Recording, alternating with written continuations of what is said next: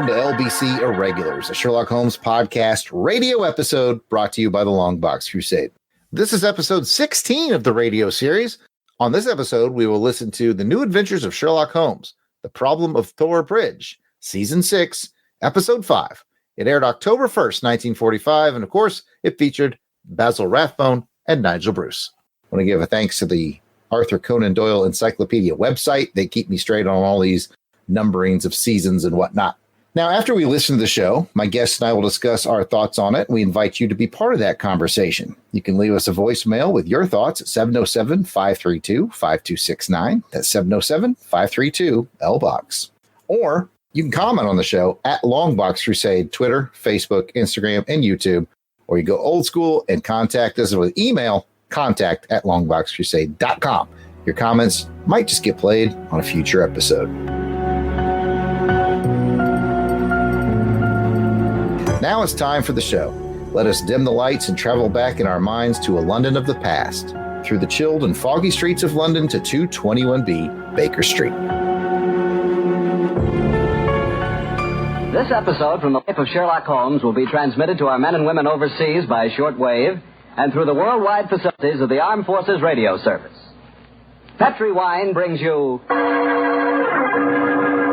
Basil Rathbone and Nigel Bruce in The New Adventures of Sherlock Holmes.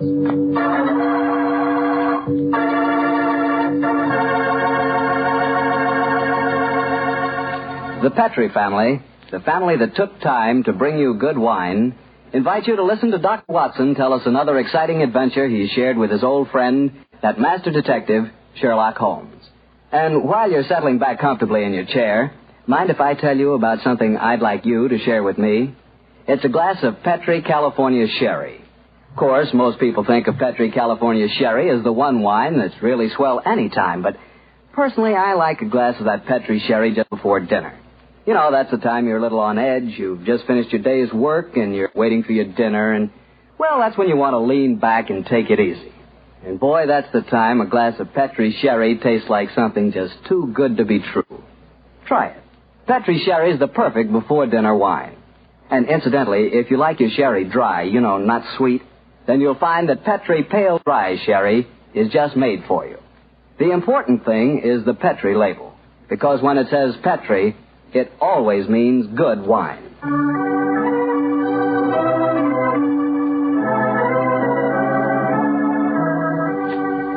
And now for our weekly visit with our good friend and host, Dr. Watson. Good evening, Doctor. Good evening, Mr. Bartell. You're a bit late. I've been keeping some dinner hot for you. Here, pull up your chair and join me. That's very nice of you. Thanks, Doctor.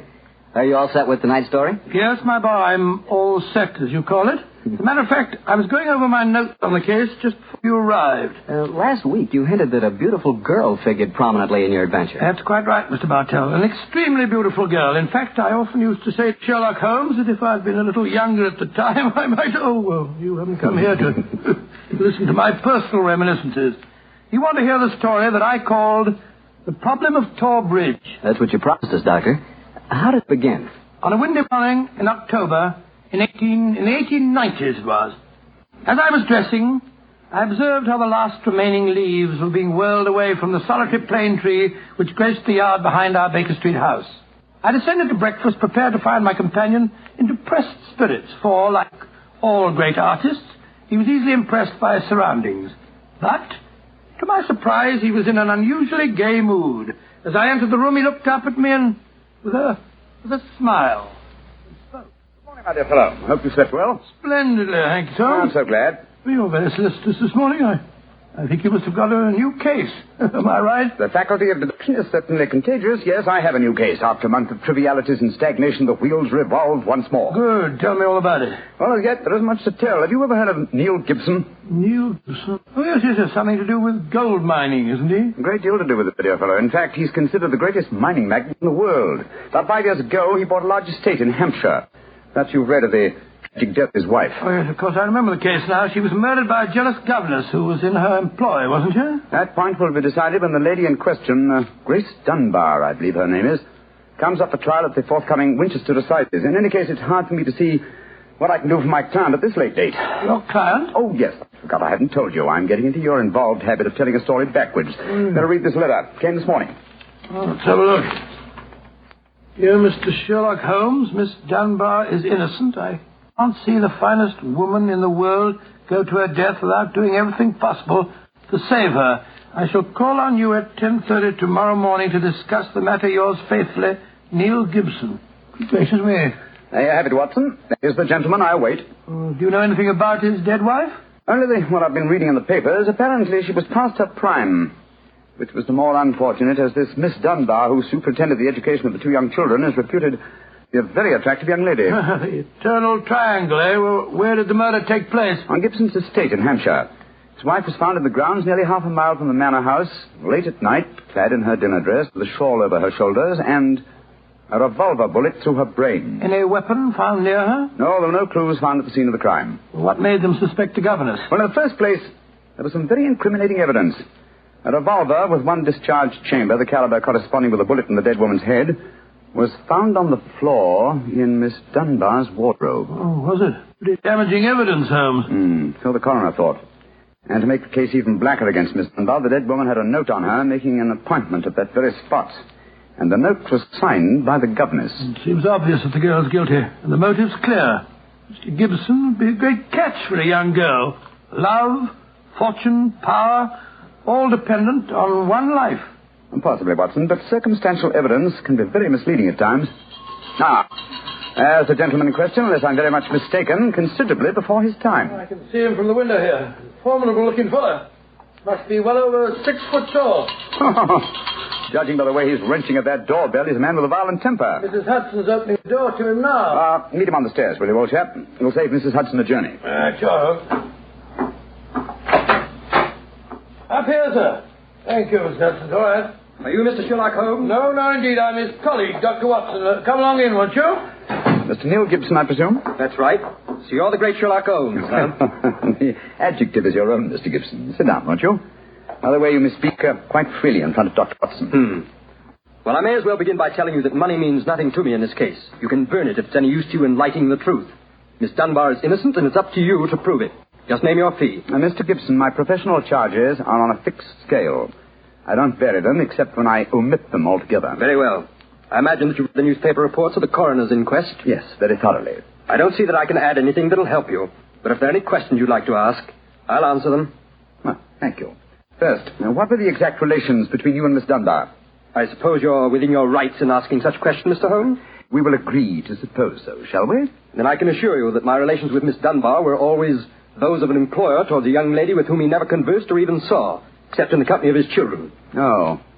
I'm a busy man, Mr. Gibson, and I've no time or taste for aimless conversation. I wish you good morning. What the devil do you mean by this, Mr. Holmes? My dear sir, the case is difficult enough without your giving me false information. Meaning that I lie, sir? I was trying to express it as delicately as possible, but if you insist on the word, I won't contradict you. Why, you confounded... Don't be noisy, Mr. Gibson. Please don't be noisy. I find that after breakfast, even the smallest argument is unsettling. I suggest that a stroll in the morning air and a little quiet thought will be greatly to your advantage. I suppose I can't make you take the case, but you've done yourself no good this morning, Mr. Holmes. I've broken stronger men than you. No man ever crossed me and was the better for it. Good morning, Mr. Gibson. You've a great deal yet to learn. On myself, Holmes, you were unusually severe with him.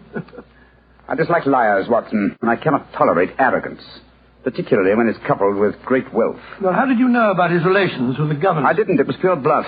Bluff? It certainly worked. Think he'll come back? Oh, of course he will. He needs my help too badly. He'll probably change his mind before he's halfway down the stairs. Come in. Mr. Gibson. Just saying to Dr. Watson that I was certain you'd be back. I've been thinking it over, Mr. Holmes, and I feel that perhaps I was hasty in taking your remarks amiss. Just the same, I can assure you that the relations between Miss Dunbar and me really don't affect this case. Surely that is for me to decide, Mr. Gibson. You see, Mr. Gibson, my friend is like a doctor. He wants every symptom before he can give his diagnosis. Fire away, Mr. Holmes. What is it you want to know? The truth. I can give it to you in very few words. To begin with, I met my wife when I was gold mining in Brazil. Your wife was Brazilian by birth, wasn't she, sir? Yes, Doctor, and very beautiful. Well, to make a long story short, I fell in love and married her and brought her to England. For a few years, I realized that we had nothing, absolutely nothing in common. And then I suppose this young governess, Miss Dunbar, arrived on the scene. That's right, Mr. Holmes. Well, the story should be obvious to you from there. You fell in love with this girl, I suppose, sir? Who could help it? Did you suggest marriage to her? Yes. though I knew that my wife would never divorce me. I see. Then you made an utterly insincere proposition to her. Now, look here, Mr. Holmes. I came to you on a question of evidence, not of morals. I'm not asking for your criticism. It's only the young lady's sake that forces me to touch your case at all. Now, tell me, sir, what is your own opinion as to Miss Dunbar's guilt? It's very black against her, I can't deny that. One explanation of the tragedy did come into my head, Mr. Holmes. I give it to you for what it's worth. Pray continue, Mr. Gibson. My wife was bitterly jealous. She was half crazy with hatred. She might have planned to murder Miss Dunbar, or we'll say to threaten the girl with a revolver and so frighten her into leaving us. There might have been a struggle in which the gun exploded and gone off and shot my wife, who was holding it. Well, that possibility has already occurred to me. It's the only obvious alternative to deliberate murder. The revolver, Holmes, was found on the floor of the governess's wardrobe. Now, Mr. Gibson, I should like to examine your house and the scene of the murder as soon as possible. Certainly, Mr. Holmes. Sergeant Coventry of the local police is still down there. He'll give you any help you may need. Excellent. Watson, old fellow, I'm out for the timetable. We're catching the next fast train to Winchester.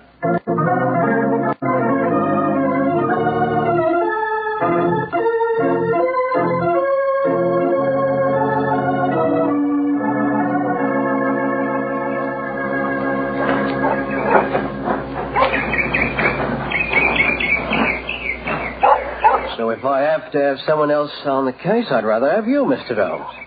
The yard gets called in, then we local police loses all credit for success. Generally gets blamed for the failures. Now I've heard that you play straight. I don't appear in the matter at all, Sergeant Coventry. If I can clear it up, I don't ask to even have my name mentioned. Oh, that's handsome of you, I'm sure. And I know your friend Dr. Watson can be trusted, too. Oh, don't worry, my dear fellow. We won't steal any of your thunder. It's nice and friendly of you, Doctor. Well, come on, gentlemen. I'll take you down to the bridge.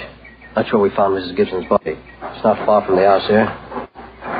Well, I must say, Mr. Gibson has a beautiful estate. It must be 60 or 70 acres. Oh, nearly twice that, Doctor. The woods back of the house there belongs to him, too. Mr. Holmes. Yes, Sergeant? There's a question I'd like to ask you. A question I wouldn't ask anyone else. Then please ask it. Don't you think there might be a case against Mr. Gibson herself, sir? I've been considering that possibility. That there Miss Dunbar's a bit of all right.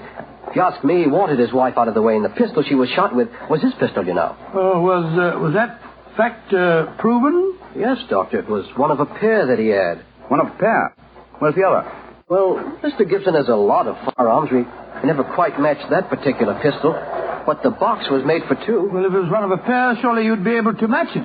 Well, we have them all laid out at the house if you want to look them over. Well, we'll do that later. This, I presume, is Thor Bridge. That's right, sir. Found Mrs. Gibson's body lying right here at the approach to the bridge. I see. I gathered from the newspaper reports that the shot was fired at very close quarters. Yes, sir, very close. Near the right temple, wasn't it? Just behind it, sir. How did the body lie, Sergeant? Oh, on its back, Doctor. No trace of a struggle, no marks, no weapon. The note from Miss Dunbar was clutched in the left hand.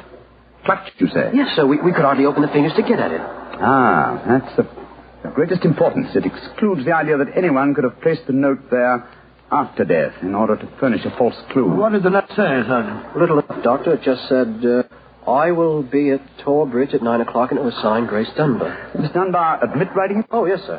What was her explanation? She wouldn't say nothing. Said she was saving her defense for the trial. Yes, it seems odd that Mrs. Gibson was still clutching that note. Seems perfectly natural to me. Oh, come now, old fellow. Argue the thing out logically. The letter is genuine. It was certainly received sometime before the tragedy, say an hour or two. Why, then, was the dead woman still clasping it in her left hand? Why should she carry it so carefully? She certainly didn't need to refer to the note at all at the interview. Doesn't it strike you as rather strange? Well, now you put it that way, it does seem a little peculiar. Hello. Did you notice this, Sergeant? Oh, you mean that chip out of that stone on the underside of the parapet of the bridge, sir? Yes, I noticed it. Didn't think nothing of it, though. It's a very large chip. Yes, but it's been done recently. That is how the stonework is white just here. It took some violence to do that. Hand me a cane, Watson, will you? Here you are, sir. Thanks. Yes. It's a hard knock.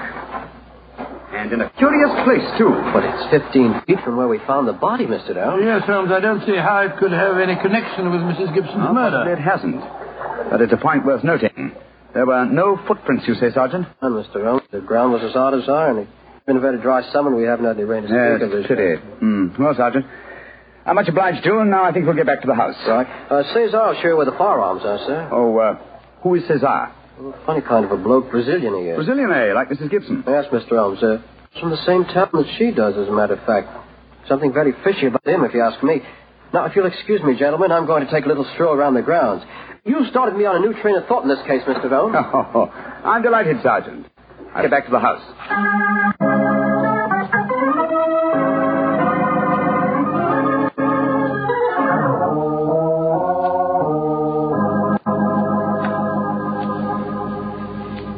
I see. And these are all the firearms in Mr. Gibson's possession, eh, Cesar? Except for the revolver that is missing from the case. Yes, so I say I've seen him. I've never seen such a collection of guns and revolvers in my life. Mr. Gibson had many enemies, senor. He always sleep with a loaded pistol beside his bed. He's a man of great violence. There have been times when all of us were afraid of him. Did you ever witness physical violence towards Mrs. Gibson? No, senor. I cannot say that I have. But I have heard him say many terrible things to her. He would taunt her in front of we servants. I have heard him do it many times. Thank you, Cesar. That will be all. Muito bem, senor. You know, Holmes, I still think the case against Miss Dunbar looks very black. I should agree with you if it were not for one fact. The finding of the revolver in her wardrobe. On the soul, Holmes, that seems to me the strongest evidence of all. I think not, old chap. Huh? We must look for consistency. Where there is a want of it, we must suspect deception. I don't quite follow you. Suppose for a moment that we visualize you in the character of a woman who in cold, premeditated fashion is about to murder a rival. You've planned it, and it has been written. The victim has come. You have a weapon. The crime is well done. It has been workmanlike and complete.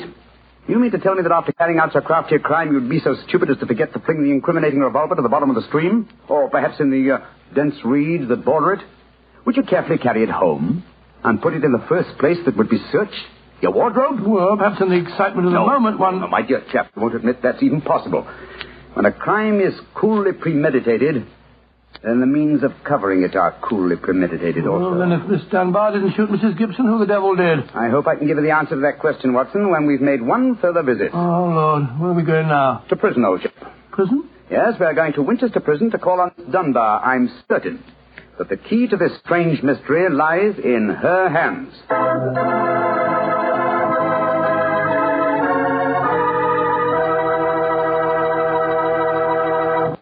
You'll hear the rest of Dr. Watson's story in just a few seconds. Just time enough for me to remind you that the easiest way to make good food taste better is to serve that good food with a good Petri wine.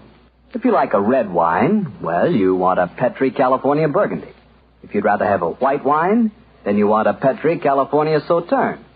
But red or white, Petri Burgundy or Petri Sauterne, you're choosing a dinner wine that's sure to turn a simple meal into a feast. Your whole family and all your friends will love Petri, the wine that makes good food taste better.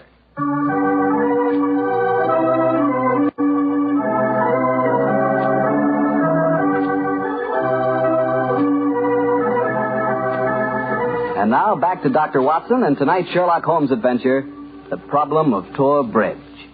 Well, Doctor, did you go to Winchester Prison and see Miss Dunbar? We did, Mr. Bartell. An hour later, I found the two of us sitting in a dank and gloomy cell, talking to one of the most beautiful girls that I've ever seen. Her bright, flashing eyes and her air of quiet confidence seemed sadly out of place in such a setting. Holmes spoke to her quietly, soothingly. Dunbar, tell us of your true relations with the dead woman. She hated me, Mr. Holmes. She hated me with all the passion of her distorted mind. Please tell us exactly what happened on the evening of Mrs. Gibson's death. Well, I received a note from her in the morning. A note imploring me to meet her at the bridge after dinner that night. She said she had something important to say to me. Did you keep that note, Miss Dunbar? No, Doctor. She asked me to destroy the note, so I burned it in the schoolroom grate. I saw no reason for such secrecy, but, well, I did as she asked. And yet she kept your reply very carefully. It's interesting. Tell me what happened when you met her that night. When I reached the bridge, she was waiting for me. I won't tell you what she said, but she poured out her whole wild fury in burning, horrible words. I didn't answer. I couldn't. It was dreadful even to look at her. She was like an insane woman, standing there screaming disgusting insults at me. I put my hands to my ears and rushed away. Where was she standing when you left her? Within a few yards of the spot where her body was found later. And yet, presuming she met her death shortly after you left her, you heard no shot. No, I heard nothing. But I was so upset, Mr. Holmes, that I rushed straight back to my room. Did you leave it again that night? Yes. When the alarm came that Mrs. Gibson was dead, I ran out with the others. Did you see Mr. Gibson? Yes, Doctor. He had just returned from the bridge when I saw him. He had sent for the doctor and the police. This pistol that you found in your room, have you ever seen it before? Never, Mr. Holmes, I swear it. When was it found, Miss Dunbar? Next morning, when the police did their search. It was on the floor of my wardrobe where I keep my shoes. You've no idea how long it had been there? Well, it hadn't been there the morning before. How do you know? Because I had tidied up the wardrobe that day. I see. Then someone must have come into your room and placed the pistol there in order to incriminate you. I'm certain of it. When could they have done that? Well, it could have been at mealtime, or when I was in the schoolroom with the children. Yes. Miss Dunbar, on examining the scene of Mrs. Gibson's death, I noticed that a piece of stonework on the underside of the parapet of the bridge had been broken away. Can you suggest any possible explanation for that? Oh, surely it must have been a mere coincidence, Miss Holmes. Possibly. But why should it appear at the very time of the tragedy and at the very place? Could it possibly be that... Why, yes, of course. Idiot. Why didn't I think of it before? Come on, Watson. Where are we going, Holmes? Back to Thor Bridge, old fellow. As fast as we can get there. What have you found out, Mr. Holmes? The answer to this mystery, I hope, my dear young lady. You will get news before the day is out. And meanwhile, take my assurance that the clouds are lifting and that the light of truth is breaking through.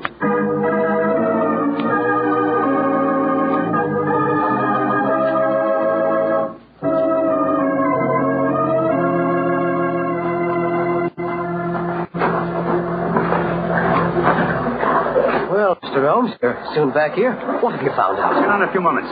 You got my message? Oh, yes, sir. Here you are. All the twine. What you wanted for, I can't imagine. You'll soon see, Sergeant. Watson, I have some recollection that you usually go armed on these excursions of ours. Yes, I'm carrying my revolver. Why? Give it to me, old chap, will you? Thanks. I believe your revolver may have a very intimate connection with the mystery we're investigating. You're joking. Now, Watson, I'm very serious. I have a test to make. If the test is successful, Miss Dunbar will be free before nightfall, and the test will depend on the conduct of this revolver of yours. Yes, I'll take the precaution of unloading it. There we are. Now, Sergeant, ball of twine, please. Wish I knew what you was up to, sir. I tie one end of the twine like this to the handle of the revolver. So. Sergeant, see if you can find me a heavy stone, will you? Oh, right, sir. Holmes, what are you doing? Trying to reconstruct the killing of Mrs. Gibson. But you've seen me miss the mark before, Watson. I have an instinct for such things, and yet it has sometimes played me false. It seemed a certainty when it first flashed across my mind in Miss Dunbar's cell. But one drawback of an active mind is that one can always conceive alternative explanations which would make our scent a false one. And yet, oh well, we can but try. Here's a nice stone, Mr. Holmes. Thank you, Sergeant. Yes, now, sir. I tie the other end of the twine to the stone. Wait a minute. Like that. Splendid.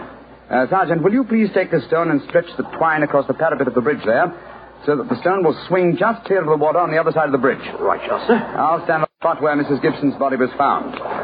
That's it, Sergeant. Over the parapet. How's that, Mr. Holmes? The stone swinging about 8 feet above the water. Splendid. Now, Watson, watch closely. I raise the revolver to my head. Careful, Holmes, careful. Don't worry, old chap's not loaded. Now, let us imagine I am the late Mrs. Gibson. I raise the revolver to my head and fire it. Instantly, my fingers release their grip and... There's your answer, Watson. Great. Stop, the revolver flashed back out of your hand. Struck the parapet of the bridge, and the weight of the stone flipped it over into the water. Was there ever a more exact demonstration? Come on, old fellow. You're a blooming magician, Mr. Holmes. That's what you are. A blooming magician. Look at that. Observe the second chip on the stonework, the parapet here. Same size as the first. And the murder of Mrs. It wasn't murder at all. It was suicide. What? We can follow the various steps quite clearly. A note was extracted very cleverly from Miss Dunbar, a note which made it appear that she had chosen the scene of the crime. Mrs. Gibson, in her anxiety that the note should be discovered, somewhat overdid it by holding it in her hand to the last.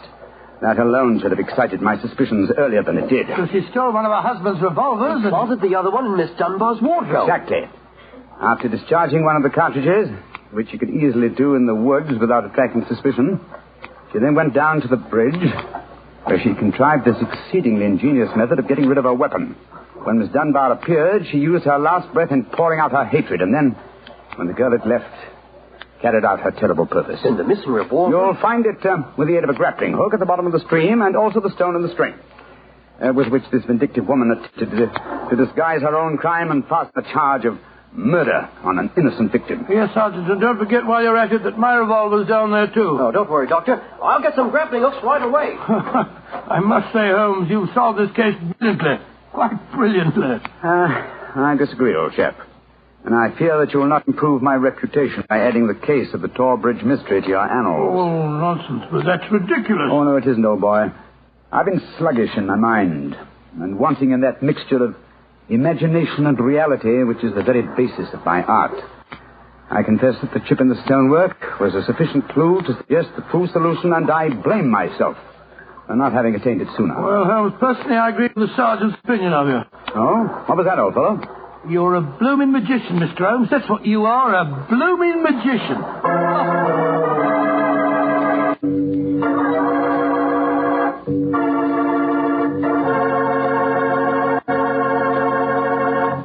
Well, Doctor, Holmes really was a magician. That is, if you did find Mrs. Gibson's revolver and your own in the string. Oh, you found them all right.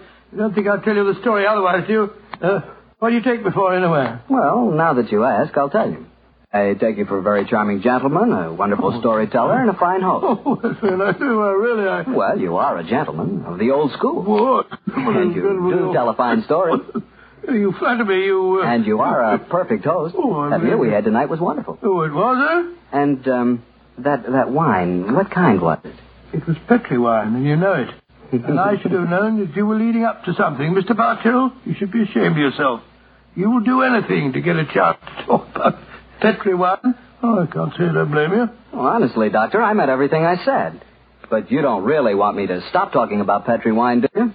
After all, it's worth talking about, isn't it? What other wine is made with the loving care that goes into Petri wine? Don't forget, Petri wine is made by the Petri family. Winemaking is their business. Why, they've been making wine for generations, handing down from father to son, all their skill and knowledge and experience. You can be sure the Petri family really knows plenty about the fine art of turning luscious grapes into delicious wine. That's why, whether you want a wine for before dinner, with dinner, or for any time, you can't go wrong with a Petri wine, because Petri took time to bring you good wine. And now, Dr. Watson, what new story are you planning to tell us next week? Well, next week, Mr. Bartell, I'm going to tell an adventure that Holmes and I had amid the oriental magnificence of a Maharaja's palace in India. India? Sounds intriguing. What were you and Sherlock Holmes doing out there, Doctor? Well, we'll have to wait till next week for the answer to that question, my boy. But I can tell you that it was one of the weirdest problems that we ever had to solve. I call the story The Vanishing Elephant.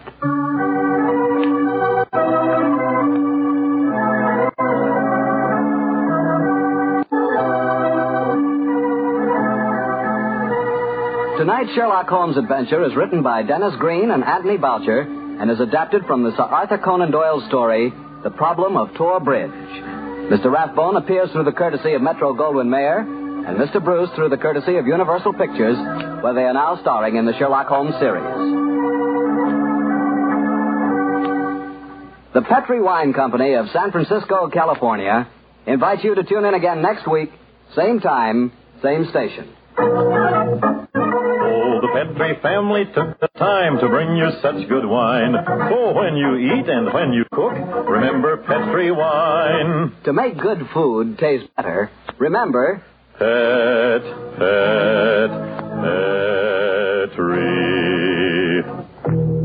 wine. This is Harry Bartell saying goodnight for the Petri family. Sherlock Holmes comes to you from our Hollywood studios. This is the Mutual Broadcasting System.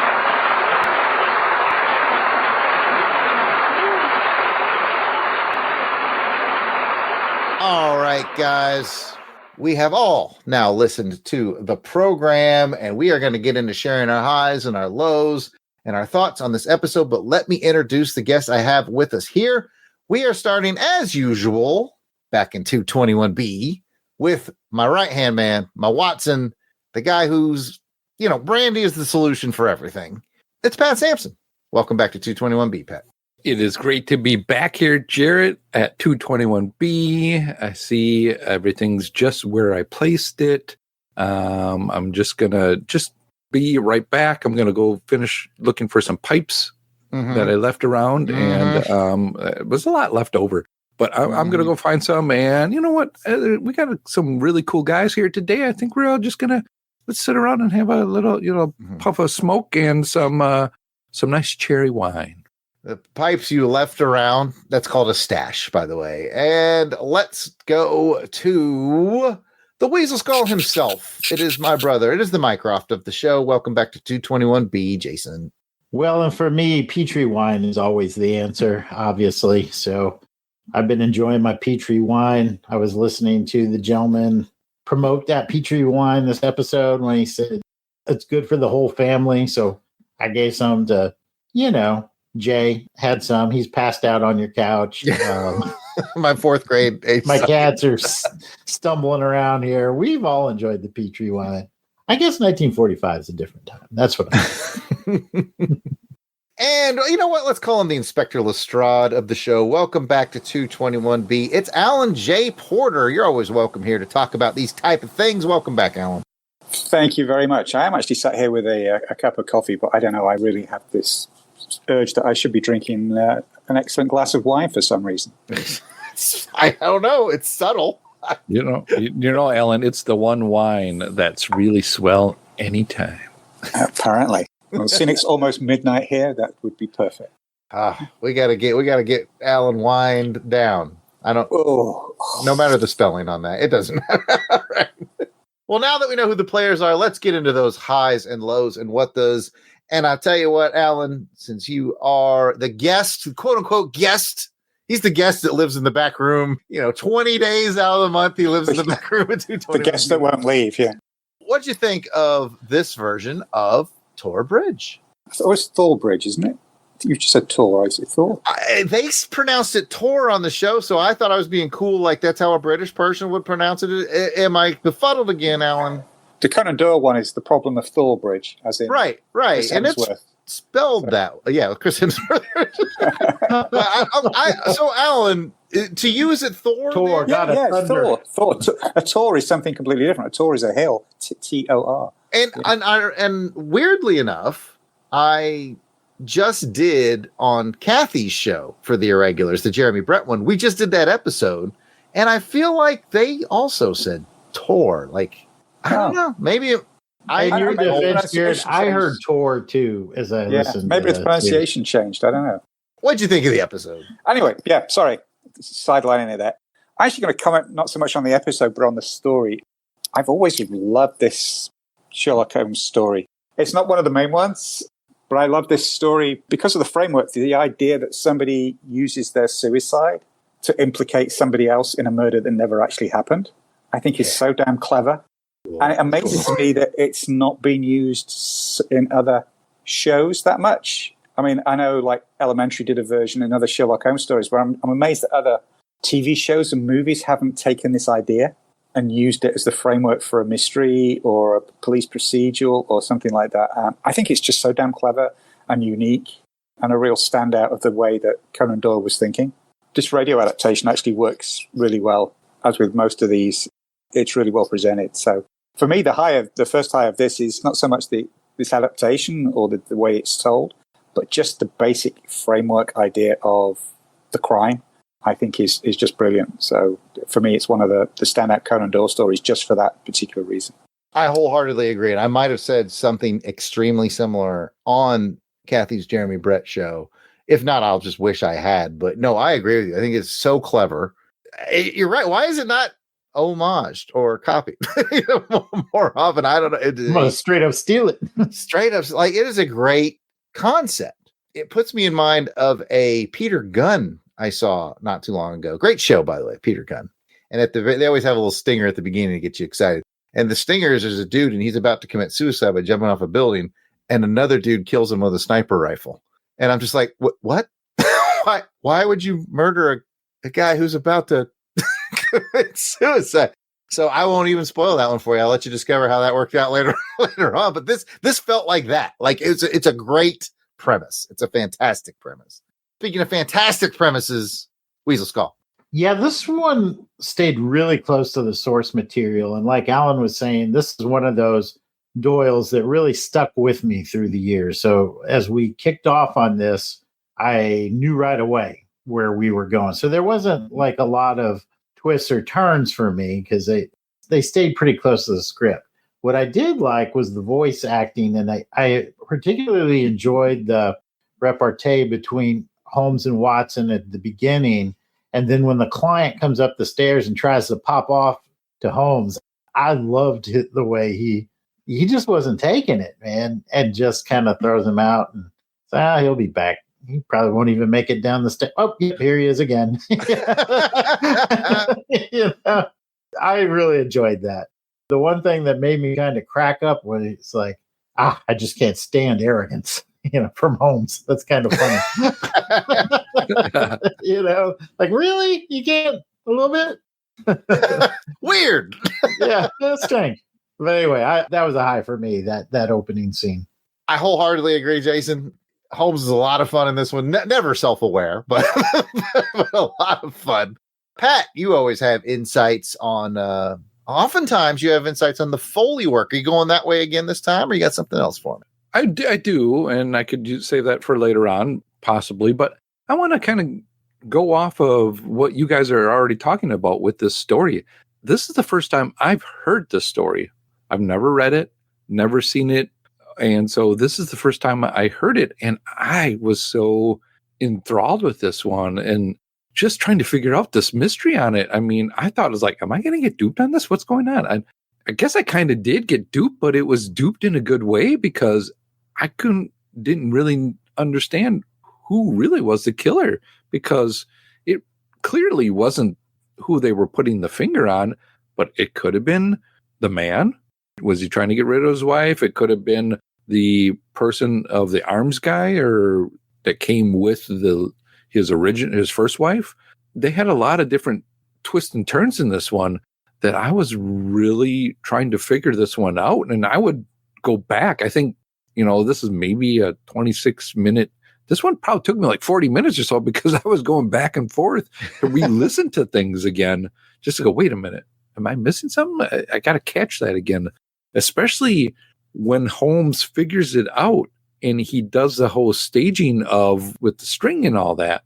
I'm like, oh, he's setting up some kind of a trigger or somehow to kind of get this all figured out. And then the gun and where it's placed and how it got there. And it was just all coming together. And I'm like, wow, it was great storytelling on this one. Yeah. And, you bring up something interesting there too, Pat, is the whole, the gun, the rope, how it was all done. And then they have to describe all that using audio. Only. Yeah. They did a great job. Yeah. That was an interesting trick to pull off. And I want to point this out before I forget it. You can kind of consider it my fun fact if you like. But one thing I came across that was really interesting when I was looking at, I get all my stuff from the Arthur Conan Doyle encyclopedia. And this apparently is not the first time they've done this episode. They did it back in 1940.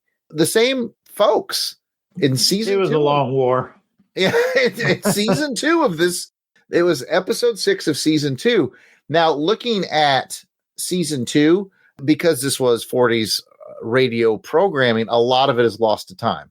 In fact, so far, there's only one episode out of season 2 that's even known to still be, that you can go listen to, and that was Copper Beaches, which was episode 2. But this was also episode 6 from that in 1940. And here we are, basically 5 years on, I believe. This is 45.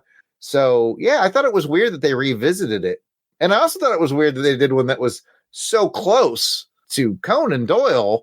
And we've joked on many an episode because they always say this one's based off of, whatever. And they're not even close, they're just making it up. And that's what makes it interesting too, is because you guys are saying that this is super close to the story. And I was like, when they said based off of it, I'm like, yeah, we're used to them being like loosely based on it. Right? It's got a guy's name or one name in it. That's something. It's something. This one is very close. Okay. Oh, interesting. Yeah. Back to Alan, round 2. I'm actually going to slightly contradict you, Jarrod and Pat, on the storytelling. The thing is with this story, the clue is such a visual clue. I found the fact that they used the police sergeant to be the audience's point of view in terms of doing the exposition and describing what he was seeing really irritating. And I think it was because his accent was wandering all over the place. What accent? Well, yeah, exactly. the Cockney to New York and back again. So it was Cockney to New York to back again. And then somewhere in between. It was throwing me out. I think because it's so contrasted with Rathbone and Bruce and their plummy English accents, it didn't, maybe it's just because of my background and culture and stuff, but it threw me out. And I had to actually go back and re-listen to a few bits to get the visuals back in my mind because he was throwing me out of the story. For me, that was more of a negative, I think. I didn't find the visual aspects came over as clearly as I wanted them to. And that may be because I also know the story and was like, oh, how are they going to do that? How are they going to do the chip on the bridge and the strings and stuff? And when they did it, I was like, that didn't quite work. I had to go back and re-listen to it again. And I think it was because of the guy's accent as much as anything. Oh, I think that's interesting. I think you may be right because having just done the Brett version, I'm definitely listening to this as like comparing. I can't help but compare because one, and I thought it did good, and then Pat is fresh to it, and Pat thought, "Oh, this is pretty good." So I'm thinking it's got to be that accent that was. Yeah, I think it was. Yeah. So, I'm just being a grumpy old man. I don't know. Yeah, it's all right. I always wonder too because the guy who does the Petrie wine, sort of the ad guy, he does a lot of the voices in the show. So I wonder if that was him. Who was playing the part of the yeah, because I don't think they gave a credit to whoever the police sergeant was. So yeah, I was just sitting over here by the bridge with my Petrie wine, just taking a break, taking a break, enjoying myself. Jason, while you're on the mic, round two, what do you got? I guess kind of a what the. I guess I'm interested in your guys' opinion because I felt as though the governess got off a little bit light, like. They're playing her like, oh, she said all these horrible things to me and I was innocent. And it's like, she killed herself because you were shagging her husband, man. But she wasn't. No, she wasn't. Was. She was. That's what Holmes was. Not according to the source material. He had fallen in love with her, but he had taken no action on that front. All right. Well, then because I was like, wait a minute. Because Holmes, like, at the beginning, Holmes straight up was like, you're lying, man.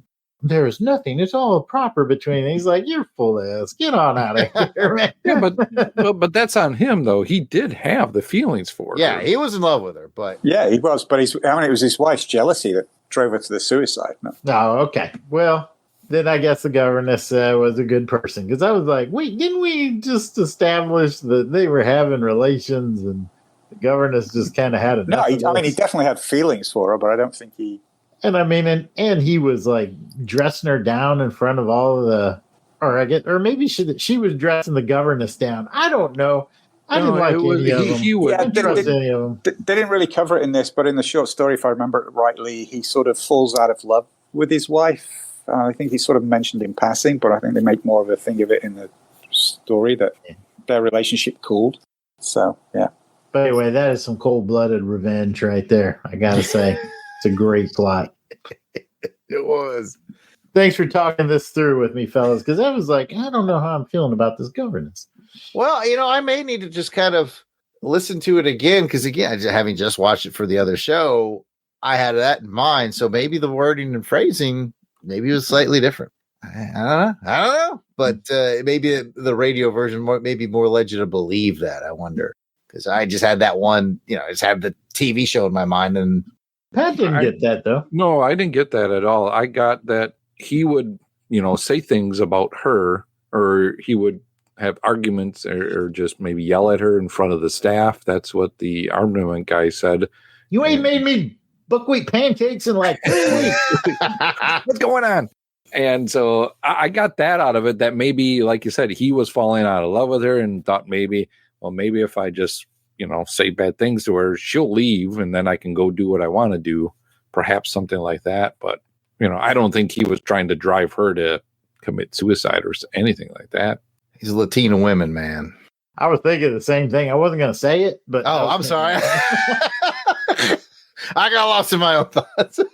For our listeners at home, my wife's Puerto Rican. Well, that's a good segue, Jarrod, into my spot because I have, speaking about people that are lovers, this was a total Dr. Watson just being himself that I remember from watching the first Holmes we went through. The 54 where he was a ladies' man. Made a ladies' man. And the minute Watson's like, yeah, I may be married, but that girl she's got some fine looks on it, and he's like, oh, you player, Watson. And Holmes is like, oh, Watson. Yeah, and he's like, oh, if I wasn't an older man, I was like, yep, you go on it. I found that funny and just kind of charming how that all kind of weaves together. Like Watson's this kind of just bumbling kind of, but yet ladies' man of. They do love him. Yeah. Love him. All right. Anything else? We did 2 rounds. I'm quite certain Pat has something written down, but Alan, anything else, sir? No, and again, maybe this is just old guy mishearing things, but at the beginning, did they call him Doc Watson at one point in the intro? I thought I heard that too, where he said Doc Watson or something. I was like, oh, I shuddered when I heard that. Was it the Petrie wine guy who called him that? Yeah, I think so. Yeah, that would make sense because he's kind of the informal, like, hey, Doc, like, he's our old like friend, a buddy. Doc Watson. And I was like, Alan did not like Doc Watson, and I guess I don't either. By the way, it's so uncommon to hear it put that way. Anything else for the LBC crew? Jason, I guess something on your mind. Oh, I was just thinking that I also enjoyed the kind of Holmes kind of berate himself. Like he solves this like unsolvable case. Nobody else was going to solve that case, but he's kicking himself because like, I saw that chip in the bridge. I saw it. I should have known. I think it just kind of shows the way that his mind works, and he's his own worst critic. Definitely. Yeah, he was salty with himself. One other thing real quick, though, too, at the beginning, when Holmes says you must speak freely in front of Watson, everything he says will be private, right? And it's like, doesn't he write all your books? I'm not sure I believe you. It's completely private if you don't subscribe to The Strand. That's a good one, Jason. Wait a second. Why are you a household name again? Why is he writing everything down? Pat, I know you got something.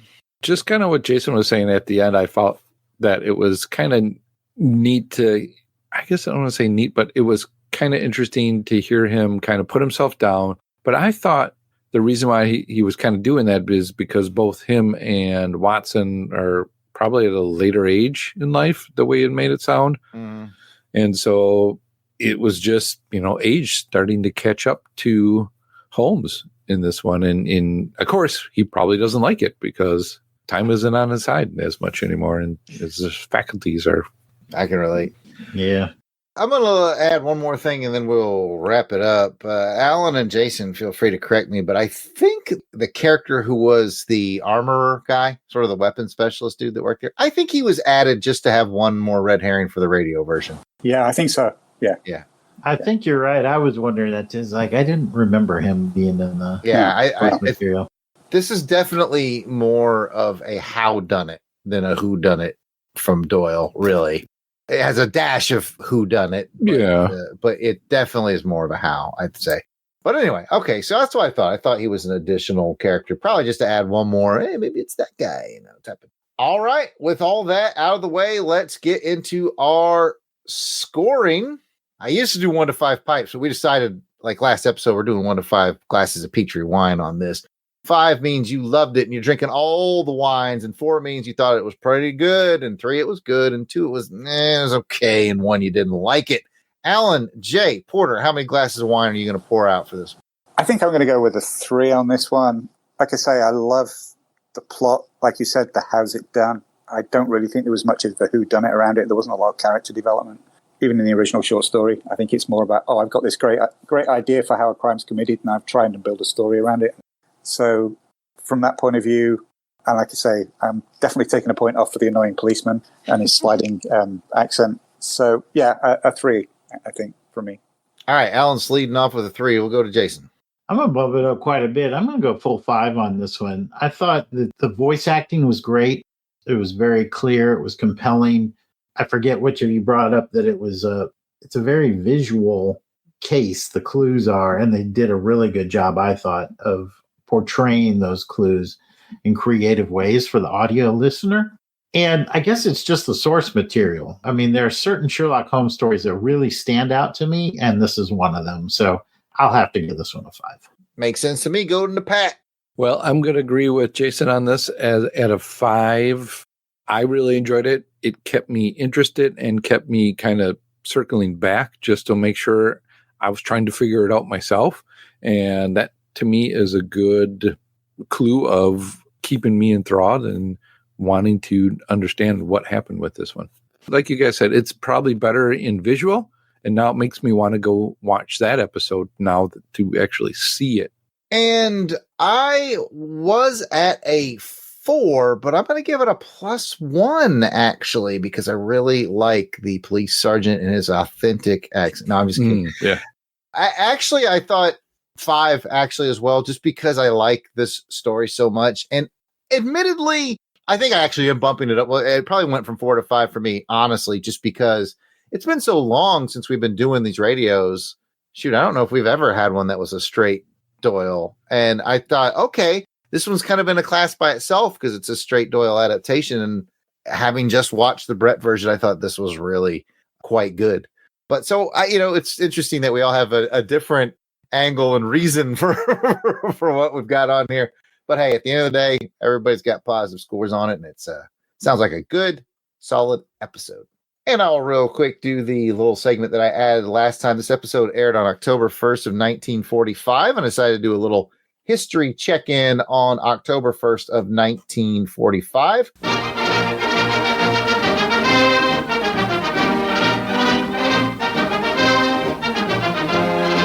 And I have 2 interesting fun facts for you from that time. On October 1st, 1945, heavyweight boxing champion Joe Louis discharged from the United States Army and was awarded a Legion of Merit. So there you have champion boxer has finished his now, everybody served in the Army back in this time. This is him getting out of the Army as the war winds down and getting back into fighting. And speaking of sports heroes, October 1st, 1945 is the birthday of one of my very favorite Major League Baseball players. I'm wondering, with a couple of clues, since my brother's into baseball, if he can figure out who it was. I will tell you this much, Jason. He was born, this may give it all away for you. He was born in Panama. Panama. And I'll give you one more. He won MVP in 1977. Was he a Cincinnati Red? I don't think I most closely associate him with the Twins and the Angels. I don't Rod Carew. Correct. There we go. You impressed the heck out of me, Jason. You impressed the heck out of me. I have no idea what it was you were just talking about, but that was very impressive. This is this thing we do here called baseball, Alan.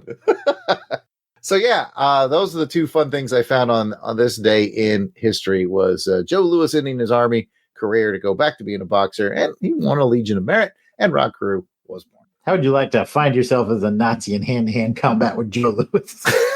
That's a tough spot to be in. Yeah. I'm like, you win, I quit. You win. And that is it for this episode of LBC Irregulars, the Sherlock Holmes podcast radio version. I want to thank my guests for being on here with me. Let's find out where we can find them on the internet. We'll start with Alan. Where can folks find you? You can find me at my website, alanjporter.com, and go to the links page, and you'll find all the places I am around the internet, or you can subscribe to my free weekly newsletter at alanjporter.substack.com. Awesome. Jason. You can find me at Jason Alberich on Facebook, Instagram, and Threads. Pat. You can find me on the X at Kristatos01. Jarrod, where can you be found? I am at Yard Sale Artist, X, Facebook, and Instagram. It's all at Yard Sale Artist. And I appreciate y'all being here. And remember, you can leave us a voicemail with your thoughts at 707-532-5269. That's 707-532-LBOX. Use that number. Let's put your voice on the show. We'd love to hear from you. You can also comment the show using at LONGBOX CRUSADE on X, Facebook, Instagram, and YouTube. You can also email us directly at contact@longboxcrusade.com. We'd love to feature your comments on the show. And as a reminder, we couldn't do the show and all the other shows on the Longbox Crusade Network without the support of the Crusaders Club members on Patreon. And you can join their ranks for as little as $1 a month at www.patreon.com/longboxcrusade. We will now thank our Crusaders Club members as we ride off in our handsome cab. Again, I've been your host, Jarrod Alberich, the yard sale artist, and I look forward to joining you on our next episode. Alan W. Wright. And Helica Wolf.